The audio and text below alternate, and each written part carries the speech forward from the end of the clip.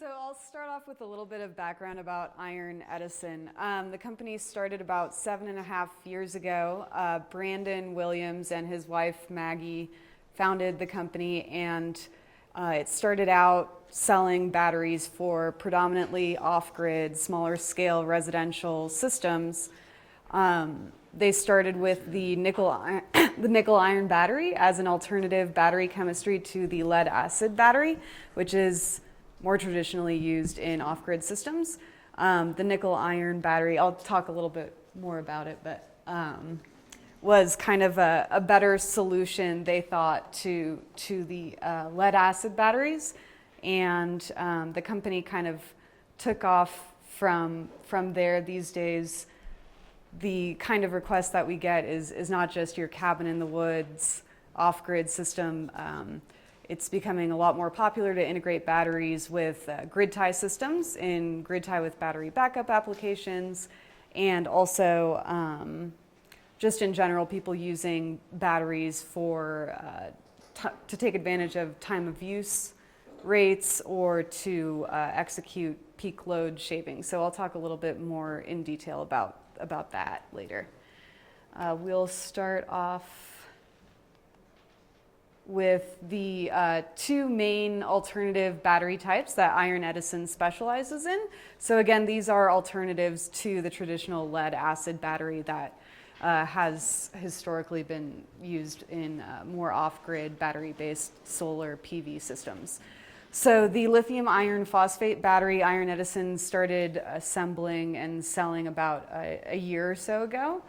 The positives with that battery is that there's no maintenance involved, it doesn't off-gas, and it actually has quite a long life. So it's rated at 5,000 cycles at 50% depth of discharge, which means that if you cycle the battery once a day, 5,000 divided by 365 days a year is almost 14 years. So it's quite a long-lasting battery. The nickel iron battery is even more long-lasting, and that, as I mentioned previously, was sort of how Iron Edison got off the ground. The nickel iron battery uses an alkaline battery chemistry, so the nickel and iron plates actually are sitting in a preservative electrolyte, and instead of, as with a lead acid battery where the plates sort of degrade into the electrolyte over time, and then at the end of the battery's life you have something that you have to put into a landfill. The nickel iron battery is a much more sustainable battery design where basically there's a carbonate that builds up in the electrolyte solution that needs to be refreshed every 10 years, but otherwise they've found nickel iron batteries that are very old, over 50 years old, that they put new electrolyte solution in them and they're operating like new. So there is some maintenance involved with those. As I mentioned, the electrolyte refresh, and then also they do need to be topped off with water every 1 to 2 months, but a lot of flooded lead acid batteries are exactly the same. They also need to be watered. The battery off-gases hydrogen, so put it in a battery box with a ventilation system. Hydrogen gas is pretty flammable. And we don't want anything catching on fire. And then if you do refresh the electrolyte every decade, the batteries are rated at 11,000 cycles at 80% depth of discharge. So 11,000 divided by 365 days a year is over 30 years. To get into the conventional battery types a little bit as a comparison, there is lead acid sealed batteries, so AGMs, and then also flooded lead acid batteries.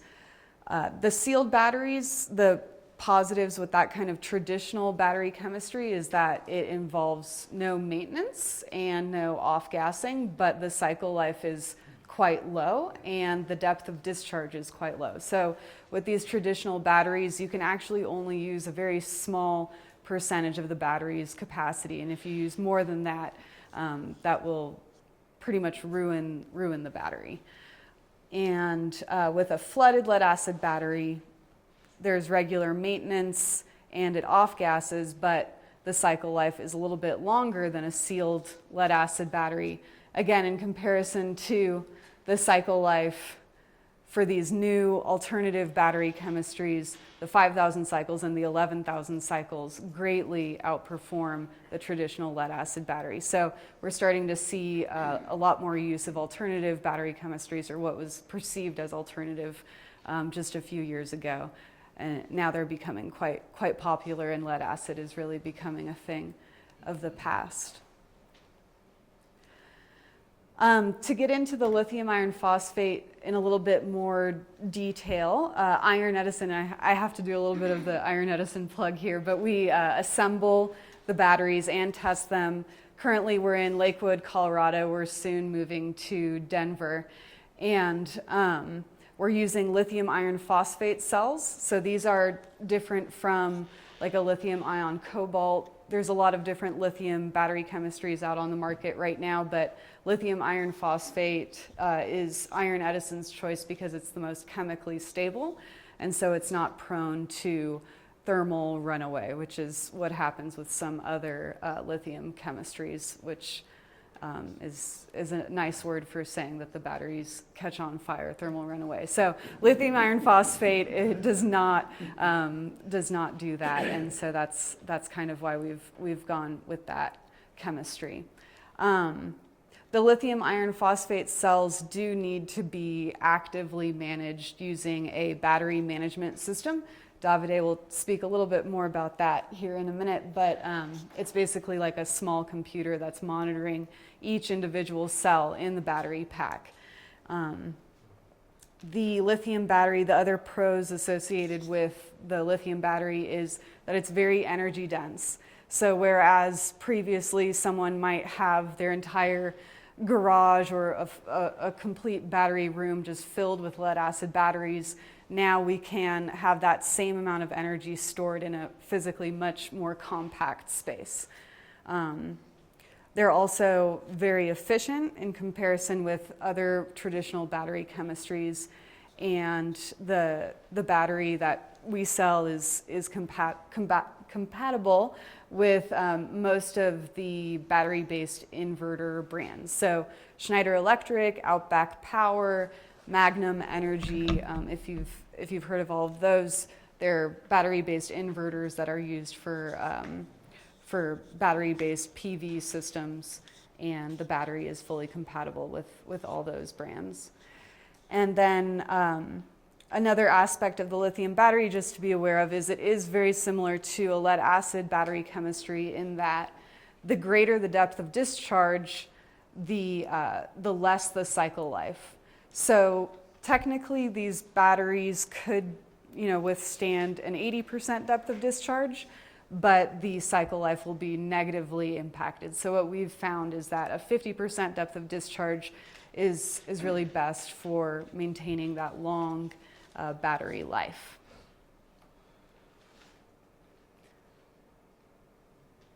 Okay, and then I'm going to pass this along to Davide.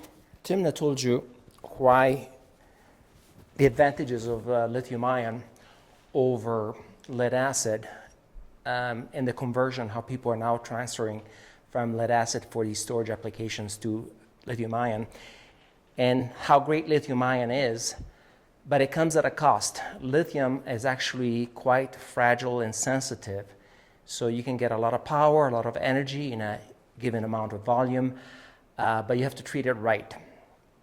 And if you don't, bad things happen, far worse than what happened with lead acid. So that's where a battery management system comes in to make sure that the lithium-ion battery is treated properly so nothing bad happens. People may think, I have a 24 volts or nowadays more like 48 volt system. It uses 12 volt batteries. I can take out the lead acid 12 volt battery, get a 12 volt battery in lithium ion and stick it in place, I'm done. It's not so easy. Because of the reasons I just said, you have to do more than just replacing batteries in your system or design a new system using 12 volt batteries because of these differences between lead acid and lithium ion, which I'm going to describe in this slide. In a lead acid system, you just monitor the entire voltage of the battery pack, 24 volts, 48 volts, and that's all you really need to do. And lead acid batteries are forgiving enough that that's sufficient. With lithium-ion batteries, instead, like Tina said, you have to monitor each and every cell. So these are like a small laptop battery or some big batteries, cells about this size that Iron Edison uses. A battery management system has to monitor each cell to make sure that its voltage is not too low or too high, its temperature is not too low or too high, its current charging is discharging is not too high. And should any of these parameters be outside this so-called safe operating area, the battery management system must be able to shut off the battery in order to protect the cell that is close to the edge of its safe operating area. While we've all abused lead-acid batteries, like letting your car run down to 0 volts and then having to get a jump start, the lead-acid battery is not happy. It's got 20 lives, it's lost 1, but it will be alive. But you can't do it with lithium-ion. Lithium-ion is really unforgiving, and you cannot abuse it because the risk of fire is very, very real. For example, as I said, a lead-acid battery in a car can be discharged down to 0 volts. It will lose a life. A cell of lithium-ion can only be discharged to about 2 volts, depending upon the chemistry. And as soon as you go below that voltage, bad things are happening to the chemistry inside the cell, which will slowly damage it. And if you allow it to get down to 0 volts, very bad things happen. Some chemistries, as soon as you try to recharge a voltage, a cell that has reached 0 volts, they will combust. They will reach unplanned disassembly, what the term is, unplanned rapid disassembly. And you don't want to do that. And that's the job of the battery management system, to make sure that A, they never get above certain voltage, B, they never get below too low a voltage. Should that ever happen, never allow that battery to be charged again. Trickle charging is a way that many battery chemistries use to maintain a battery at full level after they're charged. What it means is you send a little bit of current to the battery to maintain it at 100% state of charge. You can do that with lead acid, and the current is transformed into heat, into converting some of the water into hydrogen. It can handle it. You can do it with nickel metal hydride, you can do it with nickel cadmium, but you cannot do that with lithium-ion, because as you run more current into a cell that is already full, there's nowhere for these electrons to go. And so the voltage, which normally tops off at 3.6 or 4.2 volts, depending on the chemistry, starts shooting up to 5, 10, 15 volts.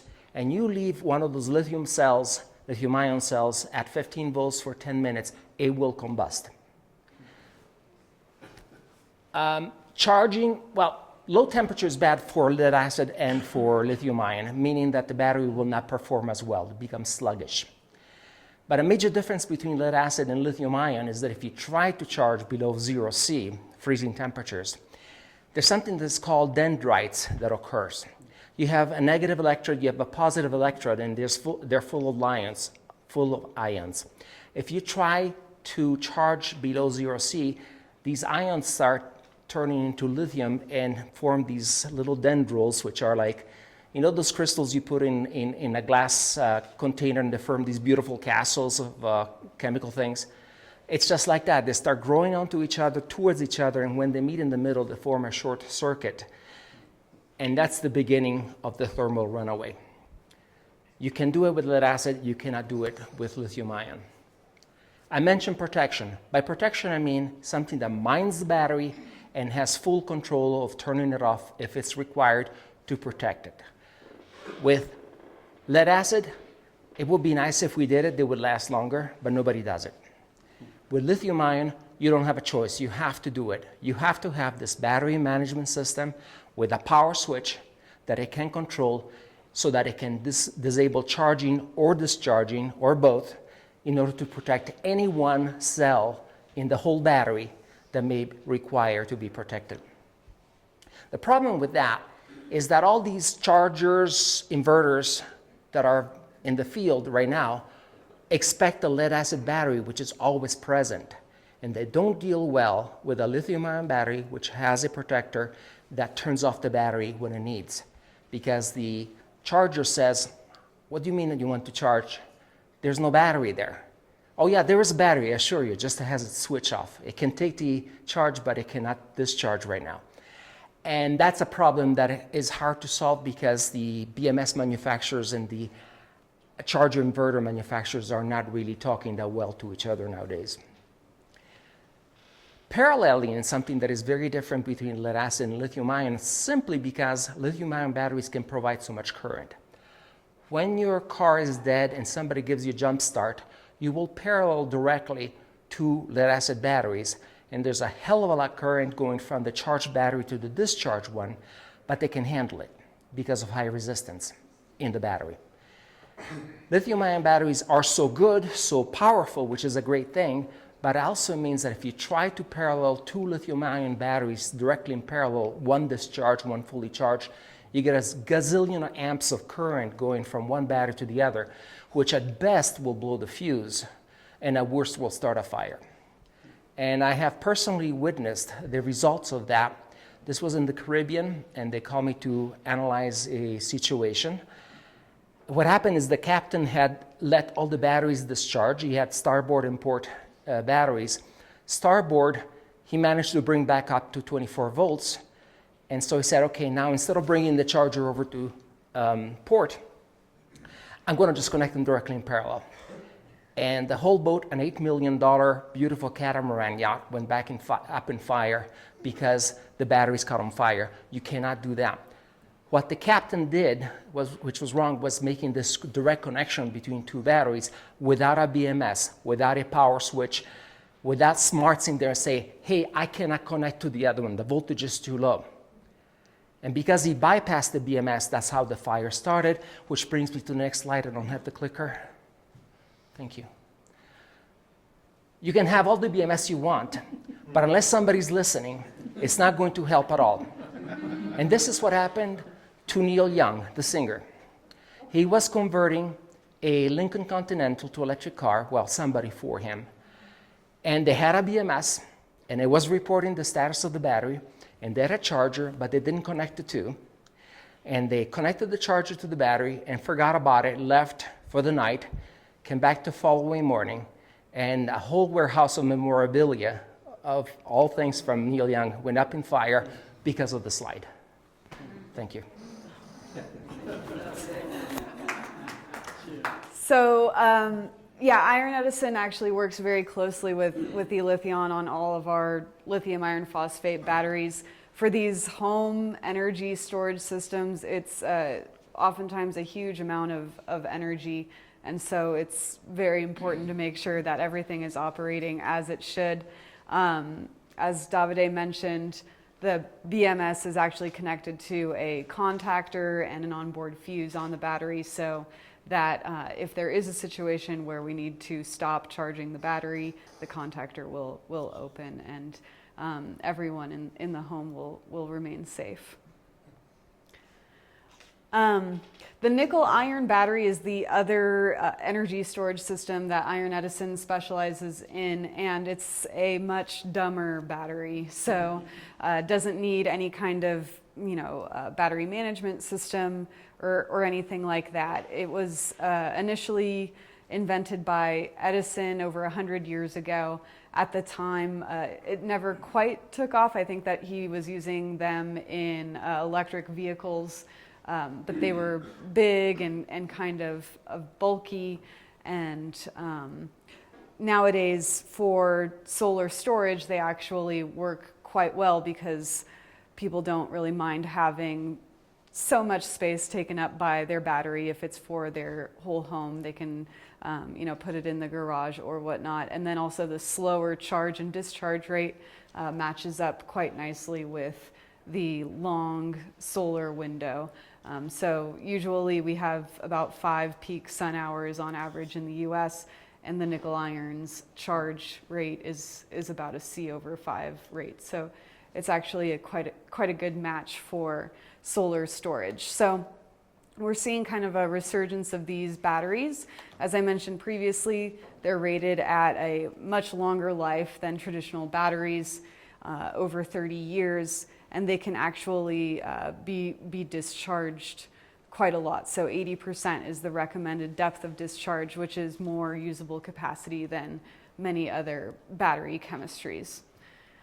In addition to that, they're also very robust batteries. So the overcharging and over discharging that is so much of an issue with lead acid batteries, or even with lithium batteries that we need to make sure to monitor it using the BMS, that's not really an issue with these batteries. They can withstand a lot of abuse.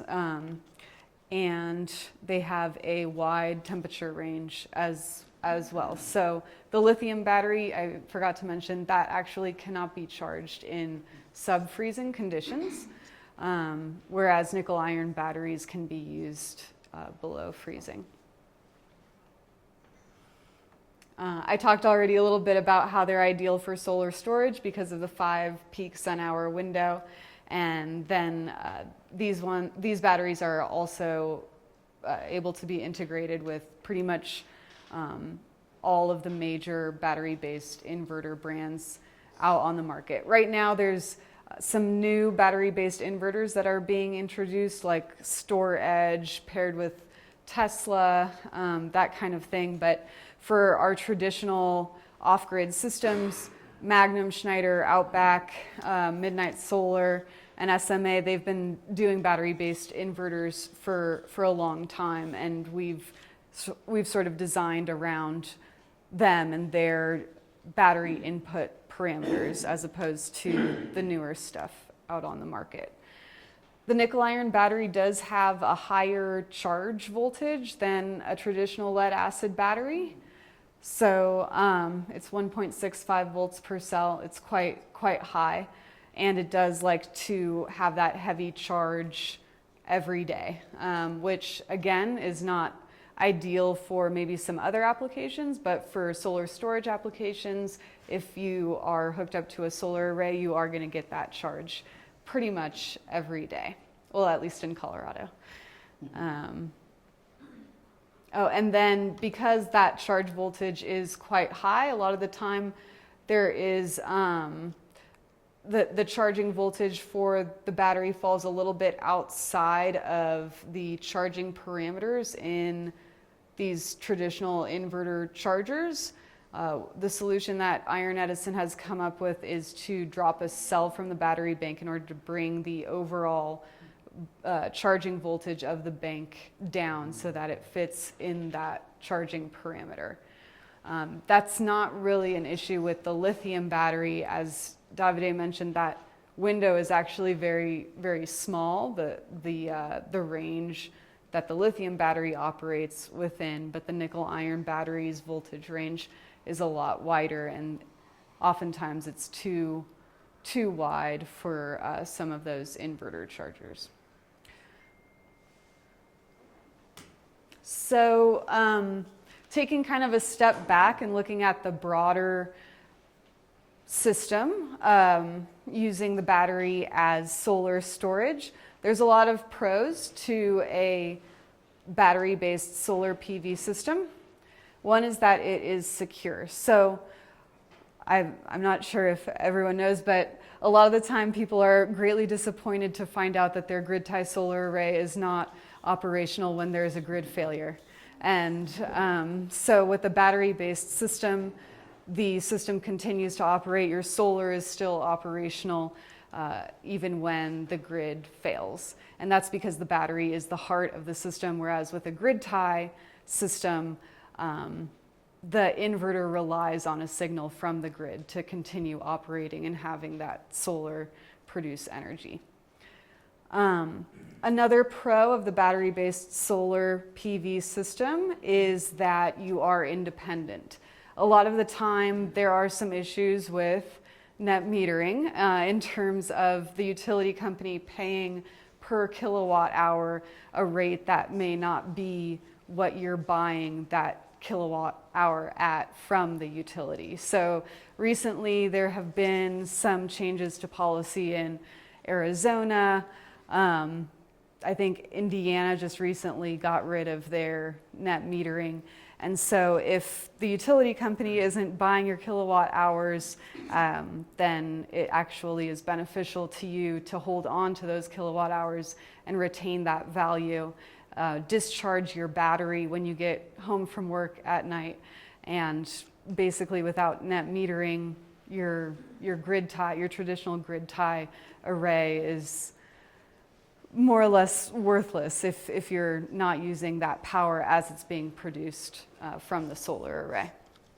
Another benefit is that it keeps things local, so you're producing your energy from your solar array on your roof or your ground mount, wherever it may be. You're storing that energy locally, and then you're using that energy over the course of the night. So you're keeping those kilowatt hours local instead of having various losses associated with transmitting power across distances.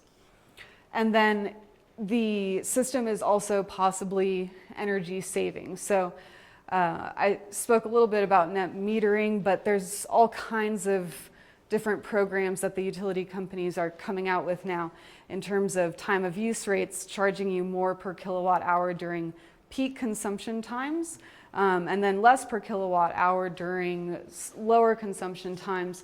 If you store that energy in your battery, let's say charge up the battery, even if you don't have solar, if you charge up the battery while energy is cheap and then discharge that battery while energy is expensive, you can take advantage of those time of use rates by using your battery strategically. Peak shaving is another application that the battery can be used for. Traditionally, it was commercial applications where commercial companies are being charged per kilowatt, not just per kilowatt hour. So that's how much demand, how much power that the location is demanding versus how much energy it's using over time. So let's say the commercial entity is charged, what the utility company does is they look at 15-minute interval data, and if that location had a peak of, say, 100 kilowatts over a span of 15 minutes sometime in that month, they'll be charged for that 100 kilowatts. So they're charged according to their peak over the course of that month. That's kind of a bummer in a lot of situations.